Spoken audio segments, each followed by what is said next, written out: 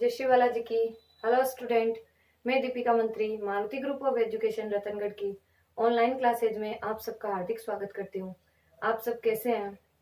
जैसा कि अपन 11th commerce में इकोनॉमिक्स का अध्ययन कर रहे हैं, उसमें अपन पिछले वीडियो में एनसीईआरटी सिलेबस के माध्यम से अपना फर्स्ट नंबर चैप्टर चल रहा है, इंट्रोडक्शन परिचय, जिसमें अपन ने अर्थशास्त्र के परिचय के अंदर कुछ परिभाषाएं देखी थी। उपभोक्ता की, विक्रेता की, उत्पादन की, कर्मचारी की, नियोक्ता की, फिर उपभोग की, उत्पादन वितरण की, फिर अर्थशास्त्र का अपन ने अर्थ देखा। तो पिछला वीडियो आई होप आपके समझ में आया होगा, आपने नोट्स बनाए होंगे। तो आज अपना नेक्स्ट टॉपिक है, जो फर्स्ट चैप्टर अपना चल रहा है, नेक्स्ट टॉपिक अपना अर्थशास्त्र में सांख्यिकी कि अर्थशास्त्र में सांख्यिकी की भूमिका होती क्या है, अर्थशास्त्र में सांख्यिकी का क्या योगदान होता है, किस प्रकार से अर्थशास्त्र में सांख्यिकी कार्य करती है। तो इस वीडियो के अंदर अपन अर्थशास्त्र में सांख्यिकी पढ़ेंगे। सांख्यिकी के अंदर अपन सांख्यिकी का अर्थ, सांख्यिकी क्या करती है, सांख्यिकी का क्या महत्व होता है, कुछ सीमाएं भी मैं आपको बताऊंगी, कुछ क्षेत्र भी बताऊंगी। तो आज अपन इस वीडियो में सांख्यिकी के बारे में पढ़ेंगे। चलिए शुरुआत करते हैं अर्थशास्त्र में सांख्यिकी। तो अपनी कॉपी और अपना पेन, नोटबुक और पेन निकाल लीजिए और नोट्स लिखना स्टार्ट कर दीजिए। अर्थशास्त्र में सांख्यिकी, अर्थशास्त्र में सांख्यिकी में आप सबसे पहला पॉइंट डालो आंकड़े। बहुत अच्छी परिभाषा पूछी जाती है आंकड़े की कि अर्थशास्त्र में आंकड़े किसे कहते हैं, आंकड़े का अर्थ क्या होता है। तो लिखो, आर्थिक तथ्यों को संख्याओं के रूप में भली भांति जानना ही आंकड़े कहलाता है। क्या होता है? आर्थिक तथ्यों को, आर्थिक तथ्यों को संख्याओं के रूप में,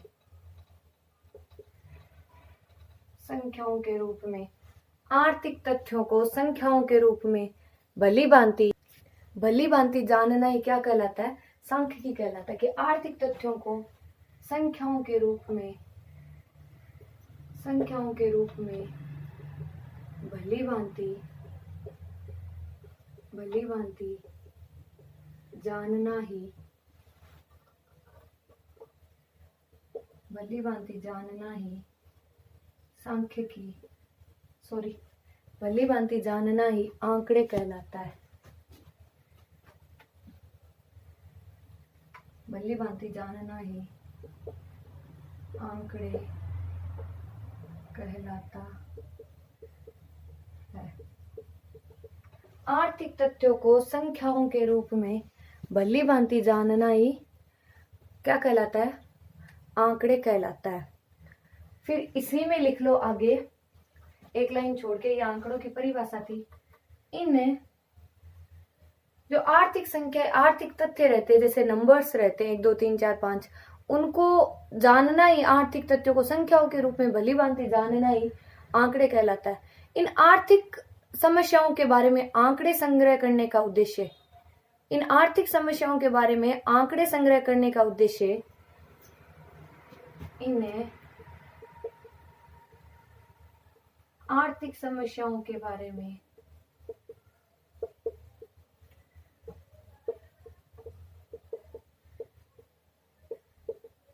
आंकड़े संग्रह करने का उद्देश्य,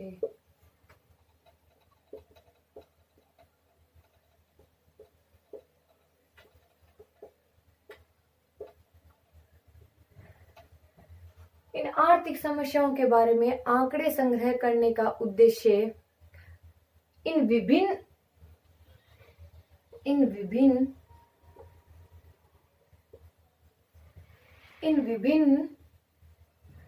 विभिन्न समस्याओं के कारणों को, आर्थिक संग्रह करने का उद्देश्य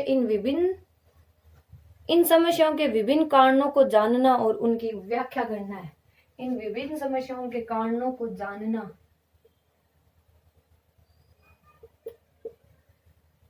समस्याओं के कारणों को जानना और उनकी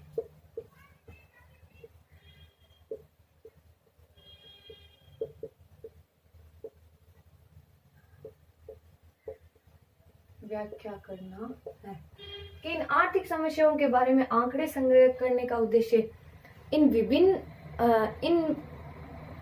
इन समस्याओं के विभिन्न कारणों को इन समस्याओं के विभिन्न कारणों को जानना और उनकी व्याख्या करना है। इन समस्याओं के विभिन्न कारणों, ऐसे लिखना।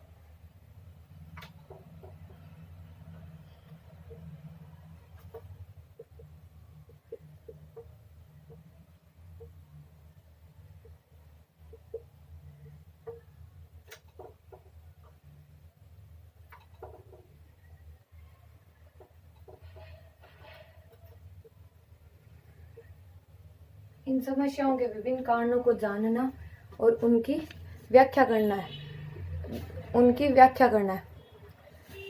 फिर बता सकते हो, दूसरे शब्दों में हम उसका विश्लेषण करने की कोशिश करते हैं।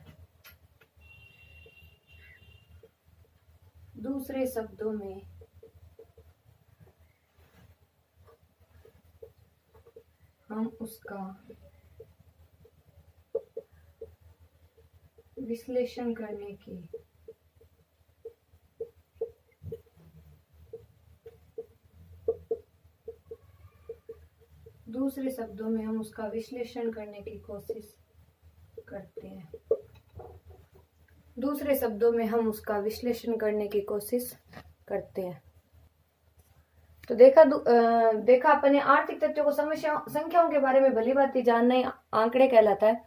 इन आर्थिक समस्याओं के बारे में आंकड़े संग्रह करने का उद्देश्य इन समस्याओं के विभिन्न कारणों को जानना और उनकी व्याख्या करना है। दूसरे शब्दों में हम उसका विश्लेषण करने की कोशिश करते हैं।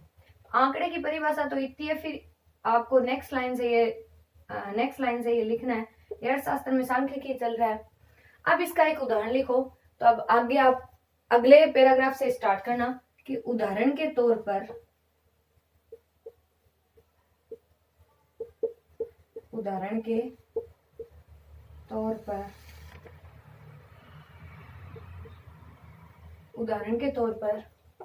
नोट करो। उदाहरण के तौर पर जब हम निर्धनता के कारण उत्पन्न कठिनाइयों का विश्लेषण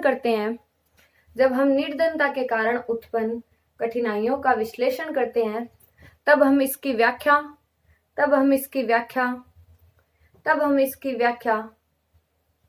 विभिन्न कारकों जैसे बेरोजगारी, लोगों की निम्न उत्पादकता,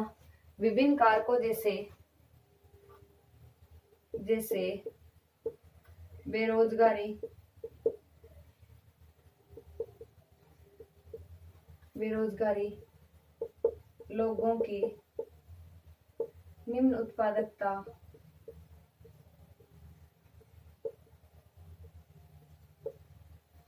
लोगों की निम्न उत्पादकता की बता सकते हो आप। बेरोजगारी, लोगों की निम्न उत्पादकता, पिछड़ी हुई औद्योगिकी,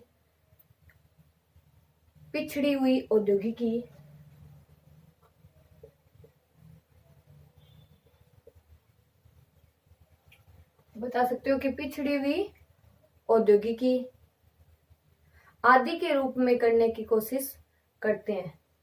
पिछड़ी हुई औद्योगिकी बता सकते हो या प्रौद्योगिकी। पिछड़ी हुई प्रौद्योगिकी, औद्योगिकी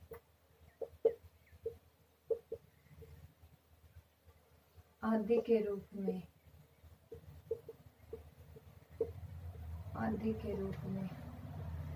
पिछड़ी हुई औद्योगिकी, प्रौद्योगिकी आदि के रूप में करने की कोशिश करते हैं।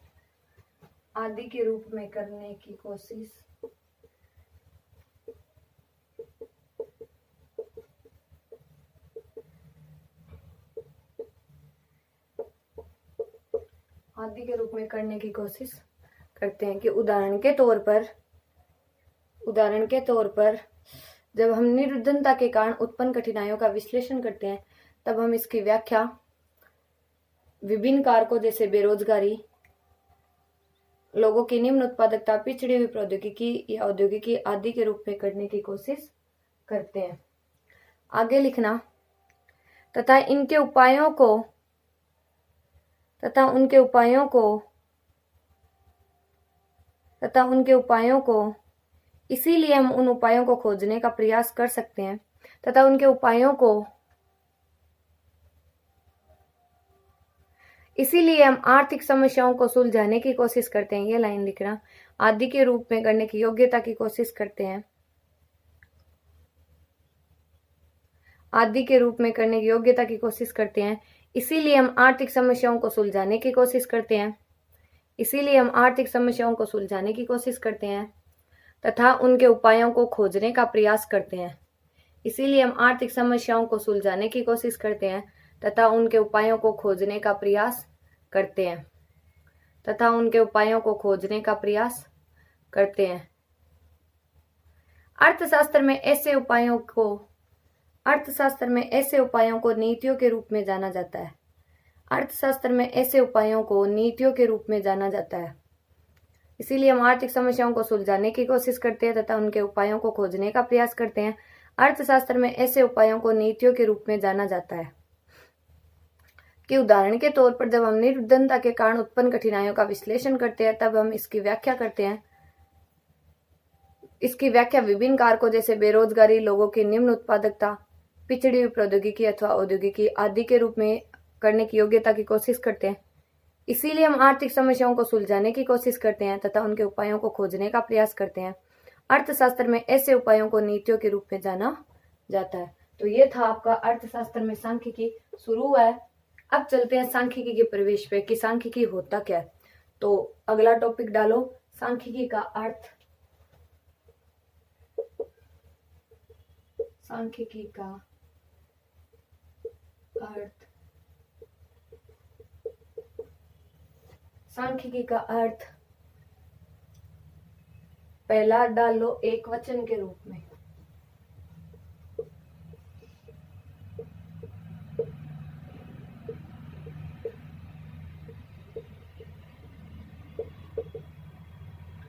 एक वचन के रूप में।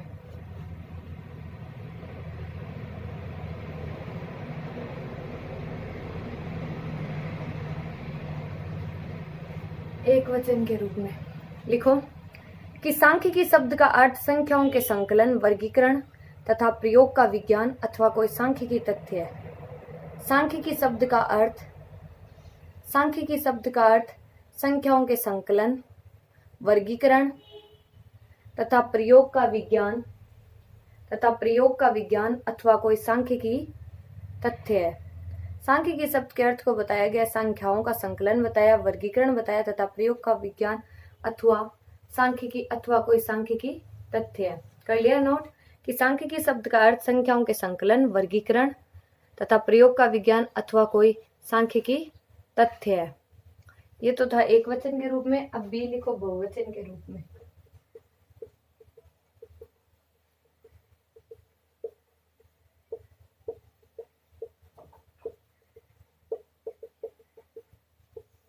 बहुवचन के रूप में लिखो ऑक्सफोर्ड शब्दकोश के अनुसार, ऑक्सफोर्ड शब्दकोश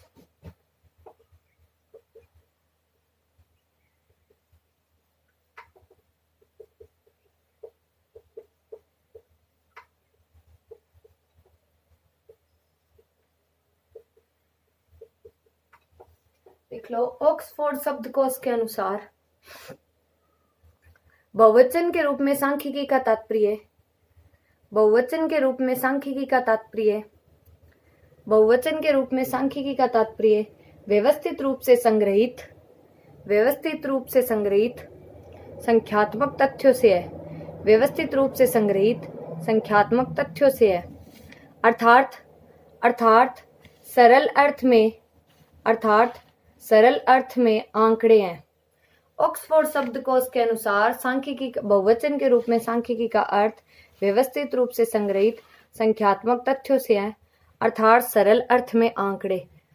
इजी मीनिंग में अपन क्या बता सकते हैं?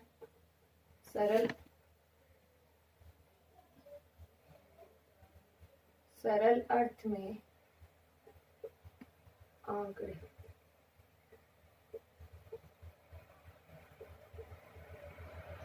सरल अर्थ में आंकड़े हैं।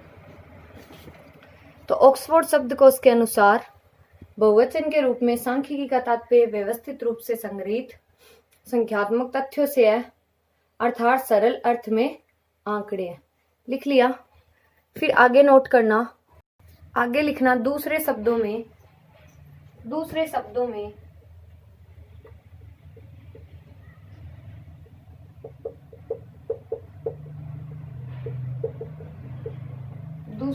में नोट करो। सांख्यिकी का संबंध आंकड़ों के एकत्रीकरण, प्रस्तुतिकरण तथा विश्लेषण से है। सांख्यिकी का संबंध आंकड़ों के एकत्रीकरण, प्रस्तुतिकरण तथा विश्लेषण से है। ये आंकड़े भौतिकी शास्त्र, समाजशास्त्र, समाजशास्त्र, मनोविज्ञान या किसी भी क्षेत्र से हो सकते हैं। ये आंकड़े भौतिकी शास्त्र, समाजशास्त्र, मनोविज्ञान या किसी भी क्षेत्र से हो सकते हैं। तो सांख्यिकी का संबंध आंकड़ों के एकत्रीकरण, प्रस्तुतिकरण तथा विश्लेषण से है। ये आंकड़े भौतिकी शास्त्र, समाजशास्त्र, मनोविज्ञान या किसी भी क्षेत्र से हो सकते हैं। लिख लिया कि सांख्यिकी का संबंध आंकड़ों के एकत्रीकरण, प्रस्तुतिकरण तथा विश्लेषण से है। ये आंकड़े भौतिकी शास्त्र, समाजशास्त्र, मनोविज्ञान या किसी भी क्षेत्र से हो सकते हैं। फिर लिखना, यहाँ हमारा संबंध अर्थशास्त्र के क्षेत्र के आंकड़ों से है। यहाँ हमारा संबंध अर्थशास्त्र के क्षेत्र के आंकड़ों से है। यहाँ हमारा संबंध अर्थशास्त्र के क्षेत्र के आंकड़ों से है। आंकड़े या सांख्यिकी से हमारा तात्पर्य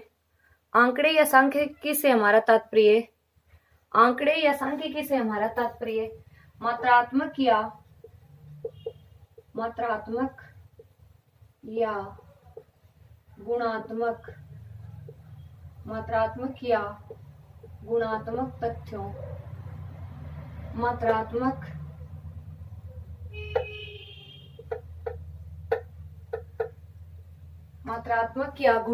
तथ्यों मात्रात्मक या गुणात्मक दो प्रकार के तथ्यों से है। मात्रात्मक अथवा गुणात्मक दो प्रकार के तथ्यों से है। मात्रात्मक अथवा गुणात्मक दो प्रकार के तथ्यों से है, जिनका अर्थशास्त्र में प्रयोग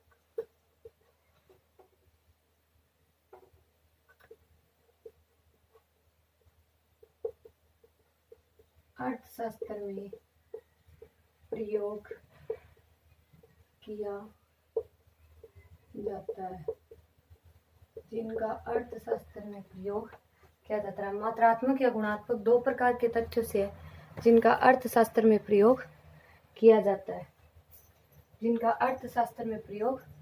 जाता है। फिर लिख लो, मात्रात्मक जैसे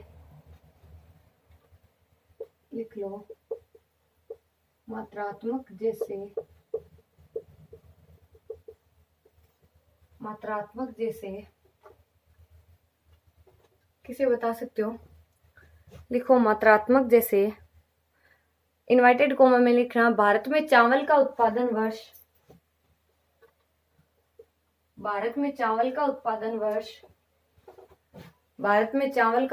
वर्ष 1974-75 में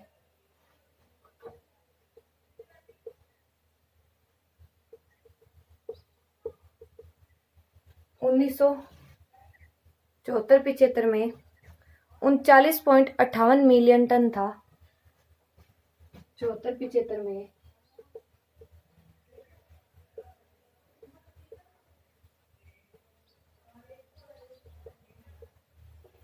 39.58 मिलियन टन था, जो वर्ष 2013-14 में बढ़कर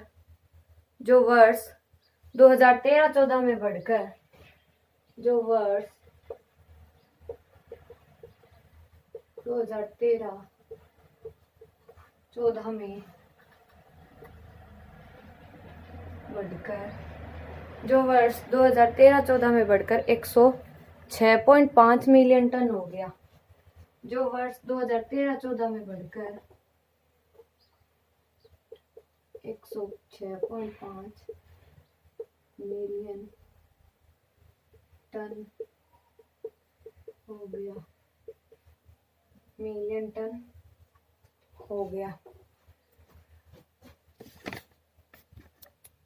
मिलियन टन हो गया।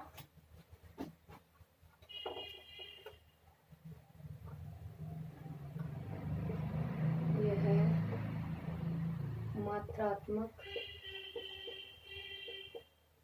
आंकड़े, यह मात्रात्मक आंकड़े हैं। अब आगे लिखो आप, ये मात्रात्मक आंकड़े हैं कि भारत में चावल का उत्पादन कहाँ से स्टार्ट हुआ था। यहाँ से आपने लिखा भारत में चावल का उत्पादन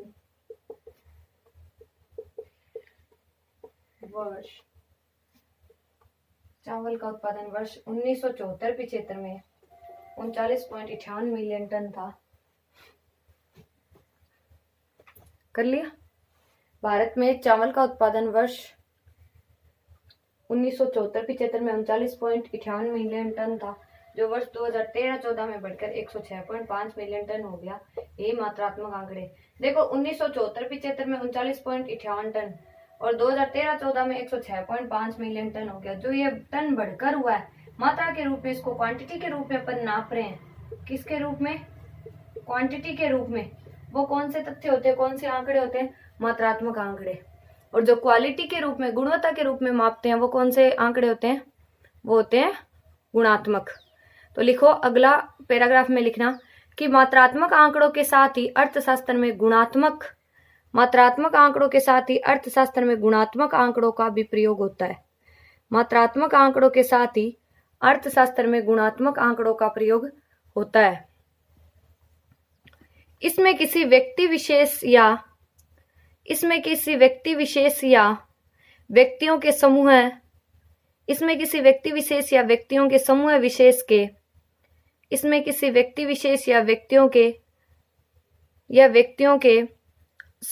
विशेष के ऐसे महत्वपूर्ण गुणों की व्याख्या होती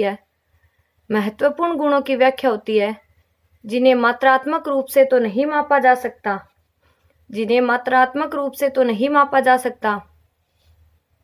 लेकिन यथासंभव सही रूप से आलेखित करना आवश्यक होता है।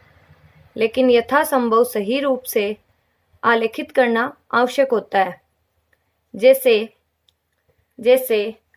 सौंदर्य, बुद्धि, गाने की योग्यता, अधिगम, कौशल इत्यादि। क्या लिख सकते हो? जैसे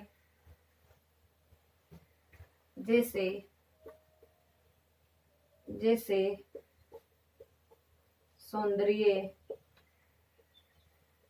बुद्धि,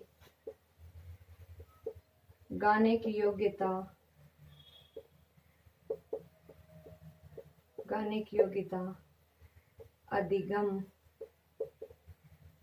योग्यता, अधिगम, कौशल।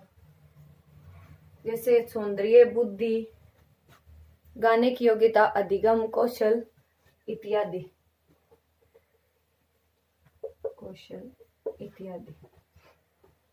आया समझ में? सौंदर्य, बुद्धि, गाने की योग्यता, अधिगम, कौशल इत्यादि की मात्रात्मक आंकड़ों के साथ ही अर्थशास्त्र में गुणात्मक आंकड़ों का भी प्रयोग होता है। एक बार मैच कर लेना। इसमें किसी व्यक्ति विशेष या व्यक्तियों के समूह विशेष के ऐसे महत्वपूर्ण गुणों की व्याख्या होती है जिन्हें मात्रात्मक रूप से तो नहीं मापा जा सकता, लेकिन यथासंभव सही रूप से आलेखित करना आवश्यक होता है। जैसे सौंदर्य, बुद्धि, गाने की योग्यता, अधिगम, कौशल इत्यादि। सौंदर्य, बुद्धि, गाने की योग्यता, अधिगम, कौशल इत्यादि। तो इस प्रकार से ये सांख्यिकी का अर्थ हुआ अपने। अब अपना नेक्स्ट टॉपिक चलते हैं अपन सांख्यिकी क्या करती है, सांख्यिकी किस प्रकार से कार्य कर सकती है। तो इस प्रकार सांख्यिकी क्या कार्य करती है। लेकिन अगर अपन दोबारा इसका सांख्यिकी का अगर दोबारा देखना चाहे मीनिंग कि स्टैटिक्स यानी सांख्यिकी, स्टैटिक्स जो स्टेट भाषा अंग्रेजी भाषा के शब्द स्टेट से निकला था, लैटिन भाषा में स्टेट को स्टेटस, रोमन भाषा में स्टेटो, जर्मन भाषा में स्टेटिस्टिक्स तथा इटली भाषा में स्टेटिक्स कहा जाता है। इन सारे वर्ड्स का प्रयोग है जो कि हिंदी बताए तो राज्य से होता है कि सांख्यिकी का गहरा संबंध रहा है। जो सांख्यिकी का जनक था विद्वान गोटिफाइड एक्नोवाल था। कौन था? गोटिफाइड एक्नोवाल।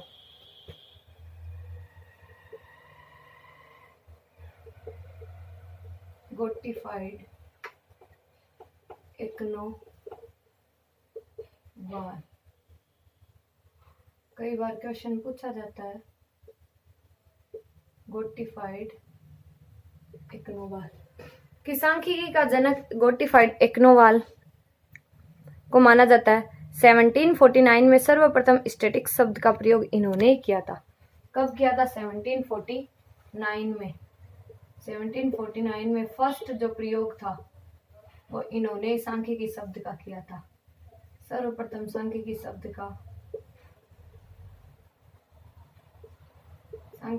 का प्रयोग किया। ठीक है। फिर इन्होंने कई जगह सांख्यिकी को ज्ञान की विधि के शाखा के रूप में, ज्ञान की एक विशिष्ट शाखा के रूप में बताया सांख्यिकी को।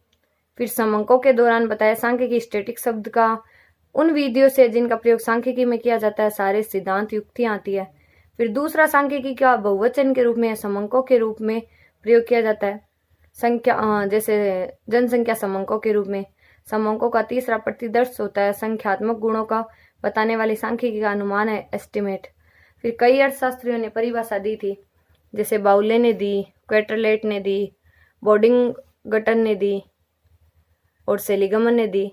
तो बाउले ने सांख्यिकी गणना का विज्ञान बताया। एक अन्य स्थान पर बाउले ने लिखा है सांख्यिकी को उचित रूप से समझने के लिए साध्यों का विज्ञान कहा जा सकता है और सांख्यिकी अनुसंधानों एवं संभाविताओं का विज्ञान है। सांख्यिकी वह विज्ञान है जो किसी विषय पर प्रकाश डालने के उद्देश्य से संग्रहित किए जाते हैं। आंकड़ों के संग्रहण, वर्गीकरण, प्रस्तुतिकरण, तुलनात्मक व्याख्या करने की रीतियों का विवेचन भी सेलिगमन ने किया। तो इस प्रकार सभी अर्थशास्त्रियों की परिभाषाओं को बताया। इसके साथ साथ कई अर्थशास्त्रियों ने परिभाषाएं बताई तो कई अर्थशास्त्रियों ने सांख्यिकी का क्षेत्र भी बताया था कि सांख्यिकी का क्षेत्र होता है व्यवहारिक। ये सिर्फ समझना, आपको कॉपी में नोट नहीं करना। कॉपी में नोट जितना मैंने बोर्ड के माध्यम से बताया उतना ही करना है। सांख्यिकी का क्षेत्र दो प्रकार से होता है, एक तो सांख्यिकी विधियों के रूप में और एक होता है व्यवहारिक सांख्यिकी। कौन कौन से रूप में होता है? सांख्यिकी विधियां और होता है व्यवहारिकी सांख्यिकी। व्यवहारिकी सांख्यिकी।